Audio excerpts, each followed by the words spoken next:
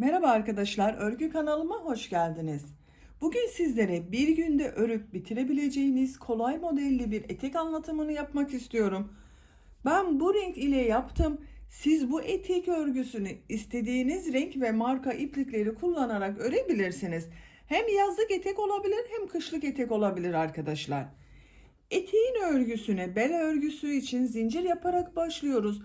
Bu başlangıç zincir sayısı yapacak olduğunuz bebeğin büyüklüğüne göre daha az veya daha çok olabilir. Ben bugün 1-2 yaş arası bebek ölçüsünde anlatıyorum. Bu ölçüde yaptım. Siz daha küçük bebek için yapmak istiyorsanız daha az sayıda zincir başlayarak bu eteğin örgüsünü yapabilirsiniz. Yüksekliğinde yapacak olduğunuz bebeğin büyüklüğüne göre ve tercihinize göre istediğiniz ölçüde yapabilirsiniz arkadaşlar. Etek örgüsünde iplik olarak 100 gramlık bir iplikten elimde bu kaldı. Kullandığım iplik üzerinde 100 gram iplikte 320 metre yazıyor. 320 metrelik ipten elimde bakın bu kaldı arkadaşlar. Bir adet yumak ipliğe ihtiyacımız var. Tığ olarak da elimin sıklığına ve ipliğin kalınlığına uygun olarak 5 numara 3 milimetre tığ kullandım. Siz daha küçük numaralı bir tığ kullanırsanız aynı sayıda yaptığınız zaman daha küçük bir etek elde edersiniz. Daha büyük numaralı bir tığ kullanırsanız da bir ölçü daha büyük etek yaparsınız arkadaşlar. Bel örgüsünün buraya bakın, ben bu şekilde bir kurdale ve dantela yaptım. Ama siz bunu yapsanız da olur, yapmasanız da olur. Bakın örgüler zaten esnek arkadaşlar. Veya lastik de yapabilirsiniz. Örgünün ters tarafından ince bebek lastiklerinden takabilirsiniz. Ben bu şekilde kurdale ve danteli birlikte kullanmak istedim. Tercihinize göre siz istediğiniz gibi yapabilirsiniz. Ölçülerini de size söylüyorum. Başlamadan önce fikriniz olsun. Bel örgüsünün buradan genişliğini ölçüyorum arkadaşlar.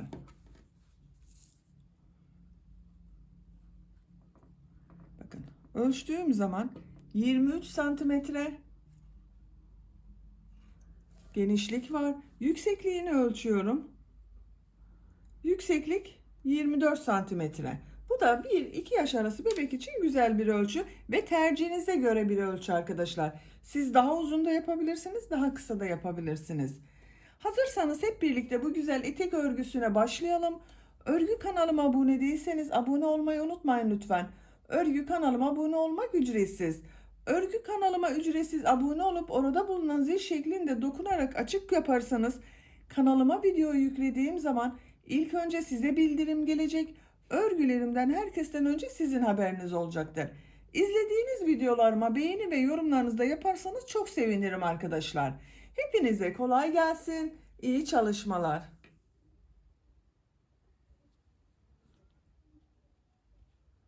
Örgüye zincir yaparak başlıyoruz. Zincire başlamak için ilk ilmeği ben bu şekilde yapıyorum. Yavaş gösteriyorum. Bakın bu şekilde yapıyorum.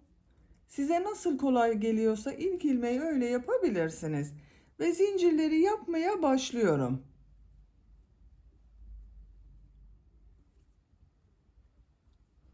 ...90 zincir yaptım arkadaşlar ben. Bel ölçüsüne göre yapıyoruz bu zincir sayısını. Sizin elinizin sıklığına ve ipliğinizin kalınlığına göre bu zincir sayısı daha az veya daha çok olabilir. Bu zinciri yapacak olduğunuz bebeğinizin veya kız çocuğunuzun bel ölçüsüne göre yaparsanız çok iyi olur. Zinciri bebeğinizin veya çocuğunuzun belini ölçerek yapın arkadaşlar. Kaç santimetre zincir yaptığımı ölçüyorum. Şu şekilde bakın, sıfır noktasına tutuyorum. Ölçtüğüm zaman 42 santimetre zincir uzunluğu var. Zinciri çektirmeden ölçüyorum bakın. Sizin elinizin sıklığına göre bu 42 santimetre için daha az veya daha çok zincir yapmanız gerekebilir arkadaşlar. Bu zincirleri de çok sıkı yapmayalım. Şimdiki sırada bu zincirler üzerine trabzanlar yapacağız. 3 zincirde dönüş için yapıyorum. 1, 2, 3. Tığın üzerine iplik alıyorum. 3 ilmek atlıyorum. 1, 2, 3. Dördüncü ilmek içine trabzan yapıyorum. Bir bir sıra trabzan sırası yapacağız. Diğer zincirler üzerine de trabzan yaparak devam ediyorum.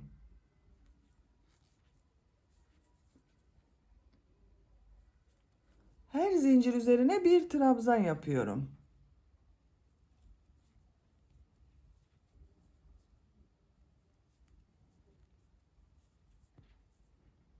Bakın bu şekilde. Sıra sonuna kadar devam edelim. Zincirler üzerine trabzanlar yaparak tamamladım. Bir sırada 90 trabzan oldu arkadaşlar. Bu 3 ilmek atladığımda bir trabzan. Bununla birlikte toplam 90 trabzan var. Bakın. Şu şekilde çok sıkı değil bakın arkadaşlar. Esniyor. İkinci sıradayız. İkinci sıraya geçerken bu trabzan sırasını birleştiriyorum. Bakın şu şekilde elimle düzeltiyorum. Düzgün gelmesine dikkat ediyorum. Bu son ilmek ile bu 3 ilmek atlayarak burada yaptığım bu ilmeği ilmek kaydırması yaparak sırayı birleştiriyorum. Bakın burayı birleştirdim. 2 zincir yapıyorum. Bu sırada bu trabzanları bir düz bir ters boşluklardan alarak trabzan yapacağız. İpliği tığın üzerine alıyorum. İlk trabzanı bakın bu trabzanı tığı boşluğa takıyorum. Düz taraftan boşluktan trabzan yapıyorum. Bu trabzanı ters taraftan boşluktan alıyorum. Trabzan yapıyorum. Düz taraftan boşluktan alıyorum. Trabzan yapıyorum. Ters taraftan boşluktan alıyorum. Trabzan yapıyorum. Düz taraftan boşluktan alıyorum. Trabzan yapıyorum. Bir düz bir ters boşluklardan alarak trabzan yapıyoruz.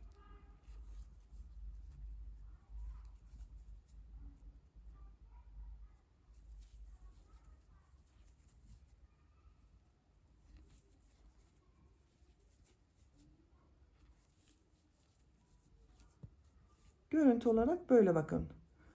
Bir düz bir ters boşluklardan trabzan yaptık. Görüntüsü böyle oldu arkadaşlar. Sıra sonuna kadar devam edelim. İkinci sırada trabzanları bir düz bir ters boşluklardan alıp trabzan yaparak sıra sonuna kadar tamamladım. Sıra sonunda bakın bir trabzan kaldı burada arkadaşlar. Bu trabzanı düz taraftan boşluktan alıyorum. Trabzan yapıyorum. Bu sıra başında bakın bir düz trabzan yapmıştım. Bunun üzerinde bulunan ilmeğe ilmek kaydırması yaparak sırayı birleştiriyorum. Bu iki zincir yaptığımda ters tarafta görünen trabzan oldu bakın.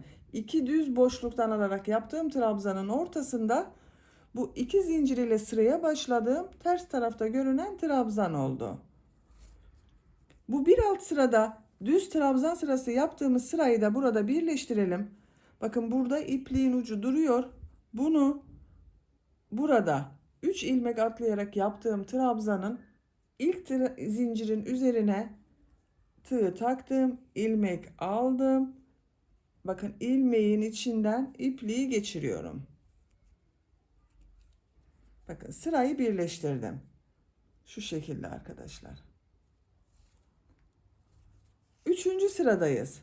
Üçüncü sırada bu boşluktan alarak yaptığımız trabzanları nasıl görüyorsak o şekilde boşluktan alarak trabzan yapacağız. 2 zincir yapıyorum. İlk trabzanı bakın düz tarafta görüyorum. Düz taraftan boşluktan alıp trabzan yapıyorum. Ters tarafta görüyorum. Ters taraftan boşluktan alıp trabzan yapıyorum. Düz taraftan boşluktan alıp trabzan yapıyorum. Ters taraftan boşluktan alıp trabzan yapıyorum.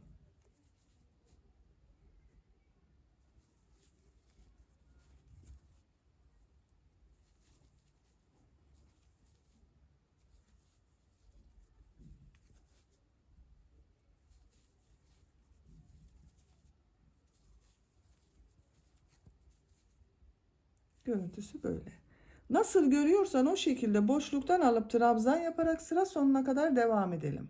Trabzanları nasıl görüyorsam o şekilde boşluktan alıp trabzan yaparak sıra sonuna kadar tamamladım. Son trabzan ile ilk yaptığım bu trabzanı ilmek kaydırması yaparak sırayı birleştiriyorum. Bakın görüntüsü böyle arkadaşlar. Bir sıra daha bu trabzanları nasıl görüyorsam o şekilde boşluktan alarak trabzan yapıyorum. 2 zincir yapıyorum. Nasıl görüyorsam o şekilde bakın boşluktan alarak trabzan yapıyorum.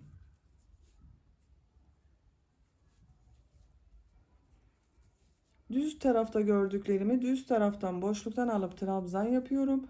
Ters tarafta gördüklerimi ters taraftan boşluktan alıp trabzan yapıyorum. Sıra sonuna kadar devam edelim. Trabzanları nasıl görüyorsam o şekilde boşluktan alıp trabzan yaparak sıra sonuna kadar tamamladım. Son ilmek ile ilk ilmeği ilmek kaydırması yaparak sırayı birleştiriyorum. Bakın arkadaşlar sırayı birleştirdim. 1, 2, 3, 4 sıra oldu. Siz bunu yeterli görüyorsanız buradan itibaren model yerleştirmeye başlayabilirsiniz. Ben bir sıra daha nasıl görüyorsam o şekilde boşluktan alarak trabzan yapıyorum. 2 zincir yapıyorum. İlk gördüğüm düz taraftan boşluktan alıp trabzan yapıyorum. Ters taraftan görüyorum. Ters taraftan boşluktan alıp trabzan yapıyorum.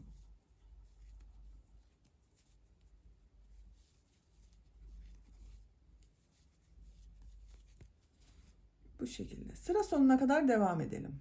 Sıra sonuna kadar nasıl görüyorsam o şekilde boşluktan aldım. Trabzan yaptım. Sıra sonunda ilmek kaydırması yaparak birleştirdim. Kaç sıra yaptığımı sayıyorum. 1, 2, 3, 4, 5 sıra oldu arkadaşlar. Santimetre olarak da ölçüyorum genişliğini. Bakın şu şekilde ölçüyorum. 3,5 santimetre genişlik var.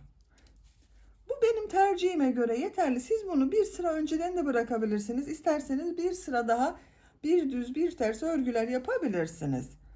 Bu sıradan itibaren model yerleştirmeye başlıyorum. 3 zincir yapıyorum. 2 trabzan, 2 zincir, 2 trabzan şeklinde model yapıyoruz. Aynı ilmeğe bir trabzan yapıyorum. Bu 3 zincirde bir trabzan oluyor. 2 trabzan oldu. 2 zincir, aynı ilmek içine 2 trabzan yapıyorum. 1, 2. Bakın 2 trabzan, 2 zincir, 2 trabzan oldu. Tığın üzerine iplik alıyorum. 2 ilmek atlıyorum. 1, 2, 3.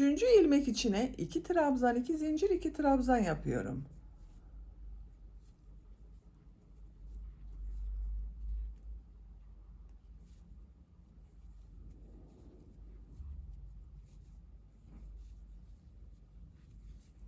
İki trabzan, 2 zincir, 2 trabzan yaptım. Tığın üzerine iplik alıyorum. 2 ilmek atlıyorum. 3. ilmek üzerine 2 trabzan, 2 zincir, 2 trabzan yapıyorum.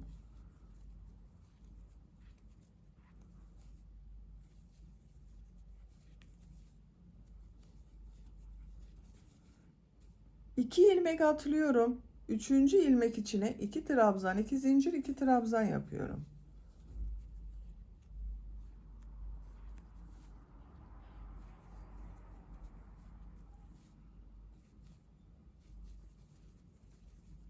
Bu şekilde arkadaşlar modelimiz bu bakın. Model olarak çok kolay gördüğünüz gibi bir ilmeğe 2 trabzan, 2 zincir, 2 trabzan yapıyorum. 2 ilmek atlıyorum. Diğer ilmeğe 2 trabzan, 2 zincir, 2 trabzan yapıyorum. Bu şekilde devam ediyoruz. Sıra sonuna kadar tamamlayalım. Sıra sonuna kadar modelleri yaparak tamamladım. Son model ile ilk yaptığım bu modelin bakın bu ilk ilmeğin üzerine tığ takarak ilmek kaydırması yapıyorum. Model sırasını bitirdik arkadaşlar. Bakın bu şekilde oldu. Bir sıraya kaç model yaptığımı sayıyorum. Bakın bu işaretli yerden şuradan itibaren sayıyorum. 2, 4, 6, 8, 10, 12, 14, 16, 18, 20, 22, 24, 26, 28, 30. Bir sırada 30 model var. İkinci model sırasındayız. İkinci model sırasını bu model ortasında bulunan 2 zincirin üzerinden başlayacağız. Oraya ilmek kaydırması yapıyorum. Tığı bakın ilk ilmeğe taktım. İlmek kaydırması yaptım. 2 zincirli boşluğa tığ taktım. İlmek kaydırması yaptım. Bakın 2 zincirli boşluktayım. 3 zincir yapıyorum. Bu 2 zincirin üzerine bir trabzan yapıyorum. 2 zincir yapıyorum. Aynı yere 2 trabzan daha yapıyorum. 2 trabzan, 2 zincir, 2 trabzan oldu. Tığın üzerine iplik alıyorum. Diğer model ortasında bulunan bakın bu 2 zincirin üzerine 2 trabzan, 2 zincir, 2 trabzan yapıyorum.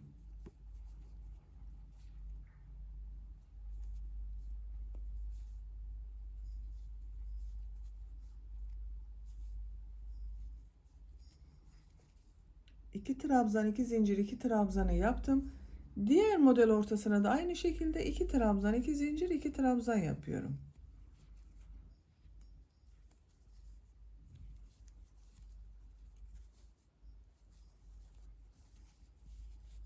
Bakın bu şekilde arkadaşlar. Sıra sonuna kadar devam edelim. Sıra sonuna kadar tamamladım. Bu sırada da bakın bu model ortasına 2 trabzan, 2 zincir, 2 trabzan yaptım. Son ilmek ile burada yaptığım bu ilmeği ilmek kaydırması yaparak sırayı birleştiriyorum.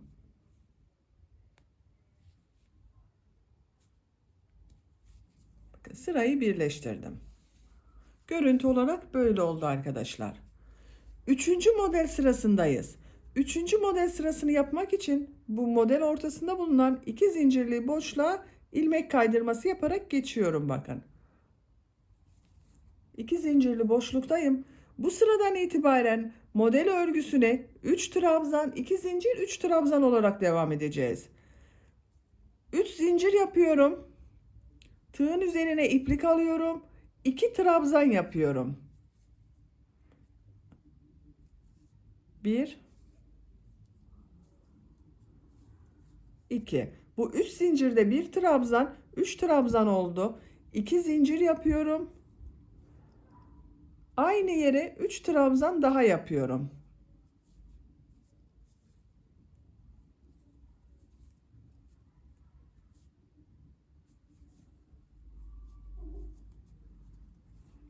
Üç trabzan, 2 zincir, 3 trabzan oldu. Tığın üzerine iplik alıyorum. Diğer model ortasında bulunan 2 zincir içine de 3 trabzan, 2 zincir, 3 trabzan yapıyorum.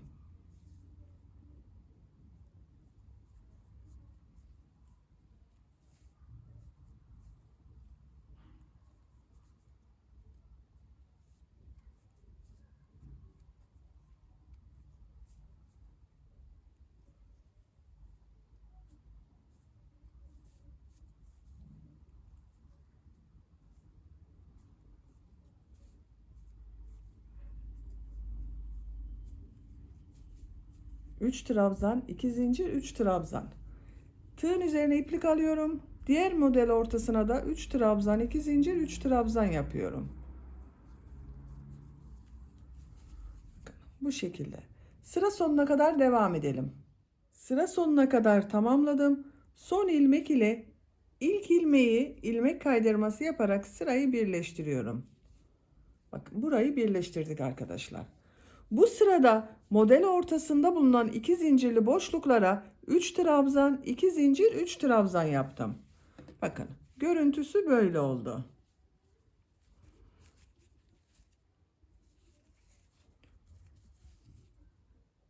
Buraya geçmek için ilmek kaydırması yapıyorum.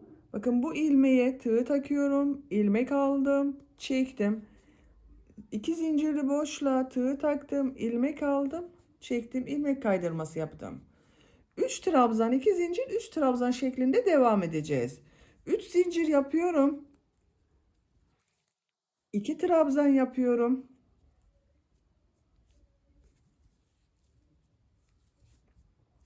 2 zincir yapıyorum. 3 trabzan yapıyorum.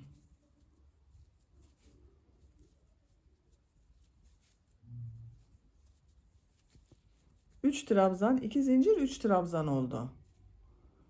Diğer model ortasına da 3 trabzan, 2 zincir, 3 trabzan yapıyorum.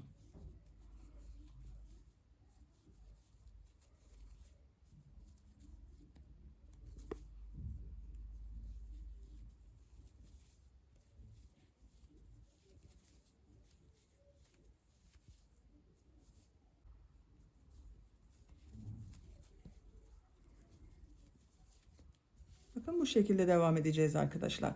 Sıra sonuna kadar 3 trabzan, 2 zincir, 3 trabzan yapalım. İlmek kaydırması yaparak birleştirelim. Model ortasına geçiş yapalım. Buraya da 3 trabzan, 2 zincir, 3 trabzan şeklinde artık örgüye devam edeceğiz. Etek bölümünün örgüsü bu 3 trabzan, 2 zincir, 3 trabzan şeklinde model ile devam edecek. Bakın bu şekilde arkadaşlar. Etek bölümünün örgüsünü 3 trabzan, 2 zincir, 3 trabzan şeklinde modeller yaparak devam edelim. Eteğin örgüsünü yapacağım ölçüye göre ben tamamladım. Kaç sıra model sırası yaptığımı sayıyorum arkadaşlar. 1, 2, 3, 4, 5, 6, 7, 8, 9, 10, 11, 12, 13, 14, 15, 16 sıra oldu. Burada bitirmiyorum. Daha ucuna devam edeceğiz. Santimetre olarak da ölçüyorum. Bakın başlangıçtan itibaren ölçtüğüm zaman 23 santimetre yükseklik var. Daha bunun ucuna model yapacağız. Bitirmiyoruz arkadaşlar. En son sırada 3 trabzan, 2 zincir, 3 trabzan yaptığım sırayı birleştirdim. Bir zincir yapıyorum. Son sıradayız. Bu 2 zincirli boşluğa 8 trabzan yapıyorum. 1 2 3 4 5 6 7 8 trabzanı yaptım. Tığın üzerine iplik almadan iki model ortasında bulunan bakın bu boşluğa sık iğne yapıyorum.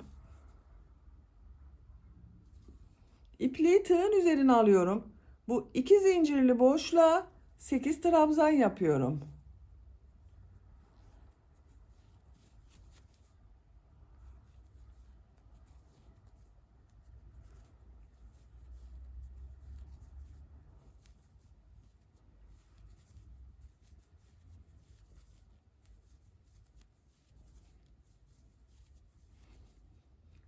Bu yaptığım 8 trabzanı iki model ortasında bulunan bakın buraya sık iğne yaparak tutturuyorum. İpliği tığın üzerine alıyorum. Bu iki zincirin üzerine de 8 trabzan yapıyorum. Bu şekilde bakın 8 trabzandan oluşan modeller yapıyoruz. Sıra sonuna kadar devam edelim. Modelleri yaparak sıra sonuna kadar tamamladım. Son model üzerine de 8 trabzanı yaptım. Bu trabzanı ilk yaptığım bakın burada bulunan bir ilmek vardı. Onunla ilmek kaydırması yaparak birleştiriyorum. İpliği kesiyorum.